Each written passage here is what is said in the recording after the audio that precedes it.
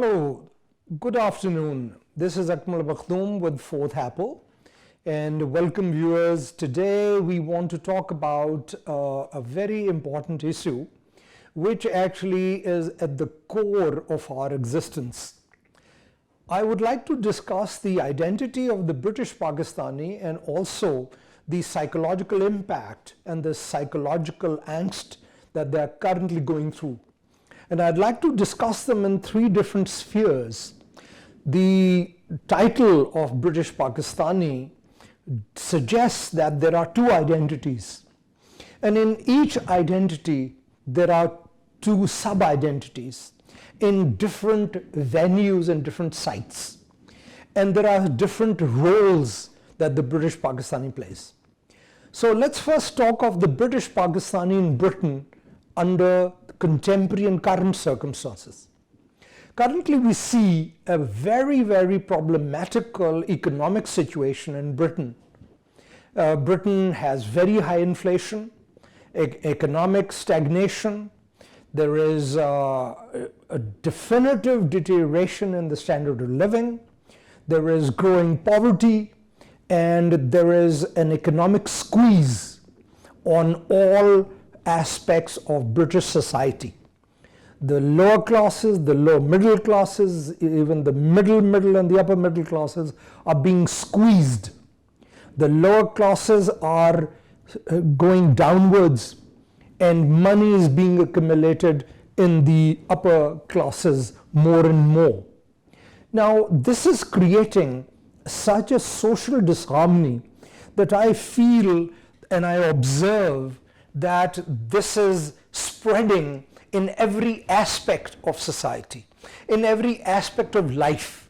If you look at the philosophical discourse, existential discourse, identity politics, and if you look at economy, everything is being split and put asunder. Now, as a result, what I feel is that the minorities in such times of crisis are usually the sufferers. We saw that in Europe in the 30s, so even starting after the First World War and before the Second World War, the economic stagnation and deterioration was such that Europeans found a scapegoat, and that scapegoat was deliberately created by the opportunistic political forces, and the Jews of Europe became the target, and we saw the most heinous crime in human history, the Holocaust. And this happened in these shores, in these lands of the currently civilized Europe. Now, what I fear is that the scenario is similar. There is war in Europe between Ukraine and Russia. There is a proxy war going on due to various vested interests. There is a degree of massive unemployment, economic collapse, economic squeeze on people, and politicians from even mainstream parties are generating the basic core and paranoid slogans which are beginning to rub on the vulnerable minorities. Not too long ago, the Pakistanis in Britain felt the sharp edge of that dangerous dagger when a mainstream politician, a very significant politician of Britain, called Pakistani males as incompatible with British values. And of course, the Islamophobia is already there. And you see that in the Quran burning in various parts of Europe. So there is that upheaval appearing, and Pakistanis find themselves really vulnerable. And what is it that Pakistanis have a role in Britain? There is the cultural identity They are British and they're also Pakistani. Their nationality is British, but their culture is Pakistani. They belong in Britain, but it is a culture which they have imported from elsewhere. I would say that this import is primarily the responsibility of the local white British who went to the shores of Pakistan and India and brought all these workers and all these experts over and then made them part of society, and now they are part of the society now for centuries. But being a minority, what they are seeing is that there is this economic instability creating a political pressure, and there is possibly, I hope not, but an issue of existential threat. So I would say that we should all be aware, the majority white population and the minority populations of this country. All minority populations, the Muslims, the Hindus, the Jews and others. So I think that needs to be looked at because we are looking at similar economic and similar political situations as there was in the 1920s and 1930s. So Pakistanis find themselves at the sharp edge of that discourse. With this constant mention and exaggeration and sometimes blatant misrepresentation by mainstream politicians about asylum seekers and about five-star hotels and this and that, the issue is that that is capturing the whole non-white population as a stereotyped view, in the sense that every person who may not be an asylum seeker could have never been a non-British for the last 2 or 3 generations, when viewed with a different racist lens, can be viewed as a potential asylum seeker, or he may look like one because he does not fit the profile. So that is one. But there is another aspect to it. The cultural Pakistani is very happy in Britain. The British national Pakistani, who is a cultural Pakistani, is very happy in Britain. But these aspects are beginning to surround him and threaten him. And the threat has been frontal, especially when he was branded as somebody who indulged in particular crimes, which was also a misrepresentation, rather a blatant lie. And then also there was this mention of, as a group being targeted, that they were incompatible. Now, when you look at this scenario, then what happens with the minority? The minority looks at itself and tries to grasp itself and embrace itself and tries to brace for the coming shocks. And what they do is they withdraw into their own identity, because there is no other identity which is there for them except for the national identity, which gives them the legal and the social, should give them the social protection and political protection. But when they are under attack politically, and they could be under attack socially, then there is obviously a degree of withdrawal. But when that withdrawal happens, then the natural view is that they look at the home culture, because they are branded as British Pakistani. So Pakistani is part of that identity. So when they look at that identity and look at Pakistan, and they see what is happening currently in Pakistan, then they feel under threat as well. The rumors that the powers in Pakistan are making lists of Pakistanis, that when they will visit Pakistan, they will be arrested or tortured or humiliated. Now that is something that is extremely concerning. Then this may not be true, but this is something which is very rampantly believed and felt. Secondly, there is repeated information coming from social media and from other media that policymakers in Pakistan are actively looking at targeting Pakistanis who do not conform to a particular political stance. Now, the point there is that British Pakistanis are not actively involved in Pakistani politics the way Pakistani nationals are involved in Pakistani politics.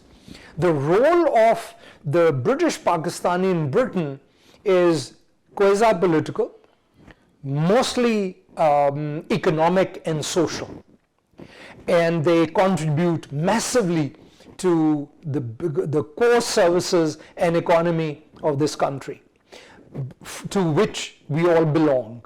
This is our country, this is our passport, this is our nation. Now, but when they look at their identity source, the Pakistani identity, and they feel a love and an attraction for Pakistan the way a British Indian feels about India, or a British Israeli feels about Israel, or a British Egyptian feels about Egypt, or a British Jordanian feels about Jordan. Similarly, that cultural belongingness gives the Pakistani a great deal of solace when he sees Pakistan flourishing, and this is what he wants. And what the British Pakistani does for Pakistan is that it provides a massive socio-economic, primarily economic support to Pakistan. According to statistics, the largest contribution of foreign exchange is made by overseas Pakistanis. And it is a significant portion out of about 31 billion, about 10 billion at least, if not more, are contributed by Pakistanis in Europe and Pakistanis in Americas. So it is a massive component of Pakistan's economy. So this relationship, the economic relationship that the British Pakistani has with Pakistan gives Pakistani a cultural role and a social role, not necessarily a political role, not necessarily a policy-making role, but definitely a degree of influence, a social influence, which can be translated into a political consideration.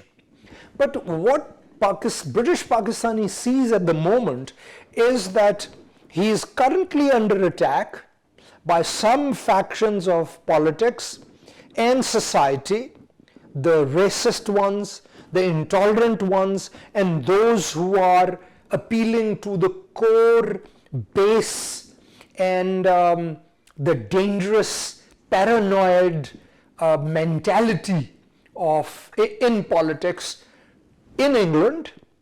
And at the same time, what they see is that they may be under attack for whatever reason from Pakistan and Pakistani policies and policymakers as well. It may not be true, it may not be entirely true, but that gives the British Pakistani, a huge degree of insecurity and upset. And this is something that must not happen. In Britain, the British Pakistani is very happy to take on that challenge and has taken on that challenge and confronted frontally such assaults through a degree of united condemnation of such sentiments, so much so that there was some backtracking of that. There wasn't an outright apology, but there was a degree of retreat from such stance.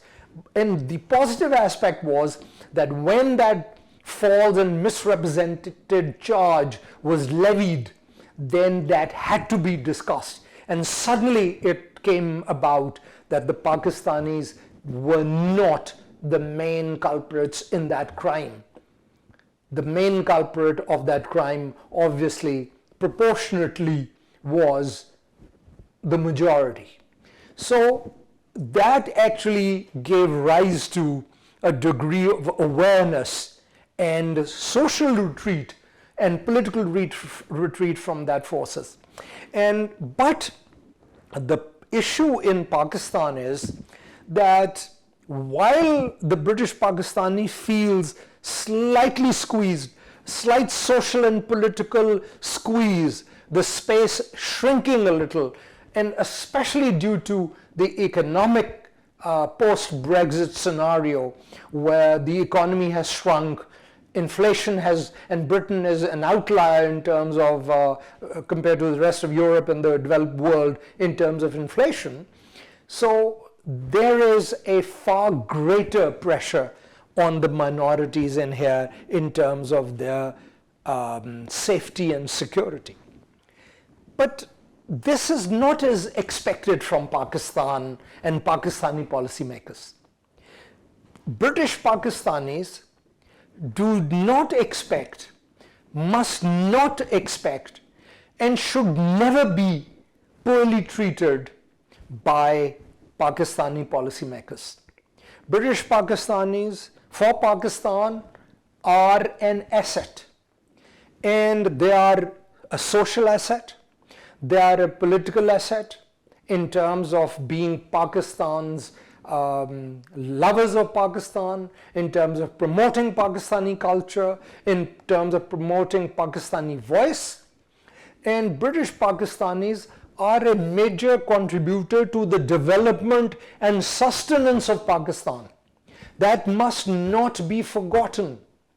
So this idea that the powers that be in Pakistan are thinking of either an en masse or a partial or a selective victimization, persecution and retribution for the political opposition is something that must not be considered or even thought of, because Pakistanis are an asset, and you never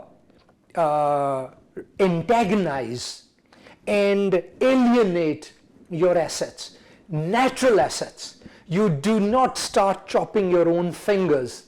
You do not start chopping your own hands. So what I feel is that I see as a student and observer of individual and group psychology, I've sensed that in the population. I've sensed that in the group. I've sensed that in other British Pakistanis, where they felt massive insecurity locally and huge insecurity from Pakistan, which they never experienced before, because they always felt that they were considered assets. They were considered as people who brought in expertise, who brought in foreign exchange, who brought in knowledge, who brought in selfless goodwill. And certain statements from ill-informed Pakistani and ill-considered Pakistani politicians about British Pakistani were very hurtful. And we do believe that this is similar to the core appeal of the base and the petty politics that we have seen from the racist organizations and racist politicians in Britain, that such base behavior has occurred in Pakistan. But as in Britain, these voices have now become fringe voices, although they are there, and although they are becoming a bit stronger as a result of the economic problems in Britain. But in Pakistan, that is happening as a result of pure petty politics. And the thing is that British Pakistanis should be considered a very special case, like British Americans, because British Pakistanis and British Americans are a massive intellectual, social and financial asset. So far, they have looked at it with exasperation and with a great deal of emotional disquiet. And it should never be that this disquiet should become an organized disquiet, and then it should become such a formal disquiet that it becomes an impediment in the community relationship between Britain, British Pakistani and Pakistan at large. That must never happen, because alienating British Pakistani is alienating Pakistan and Pakistanis, because that is where the real relationship lies. So what I say is that yes, in terms of the first generation, the relationships were stronger. In the second generation, relationships have weakened. And as the third and the fourth and the fifth generations come, the relationships may become more and more distant. But that relationship must not be allowed to become distant. Pakistan must always nurture and nourish and strengthen its real bond with British Pakistanis who are a great asset. As I said, asset in terms of knowledge, intellectual expertise, technical expertise, finances, political influence within Europe and the wider world, and also the economic sustenance that the British Pakistanis give to Pakistan because they are British Pakistanis. And so with that, I think today's monologue was just that apprehension, that fear, the angst that has been felt, that the British Pakistani has felt squeezed a little from here, but which he is confronting. But if the squeeze comes from there, then that is something that is not an acceptable and not a tolerable scenario. That must never happen. That should not happen. And that is where I feel that wise counsel should be sought, and calmer and cooler and wiser heads should prevail. So for the fourth apple, it is goodbye until we meet next time. Thank you.